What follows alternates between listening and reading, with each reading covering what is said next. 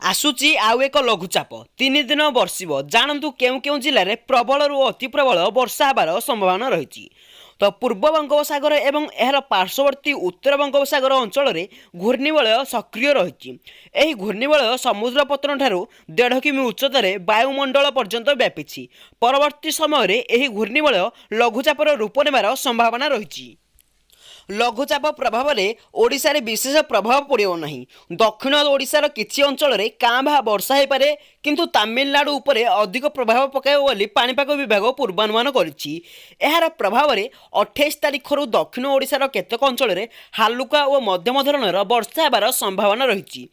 भुवनेश्वर पाणीपाग विभाग पक्षरु एने आकलन करा जायछि जे 28 तारिख में गजपति गंजाम पुरी रायगड़ा और कोरापुटर केतेक स्थान में बिजुली घड़घड़ी सह वर्षा होबार संभावना रही। 29 गजपति गंजाम रायगड़ा कोरापुट मालकानगिरी और नवरंगपुर जिले में केतेक अंचल में बिजुली घड़घड़ी सह वर्षा हेब। सेहीपरि 30 तारिख में मालकानगिरी और कोरापुट जिलार गोटे रु 2टी स्थान में वज्रपात सह वर्षा होबार संभावना रही। राज्यर अन्यान्य अंचल में पाग मुख्यतः सुखिला रहिबो। तो दर्शक बंधु ए थिला आज पाणीपाग न्यूज अपडेट।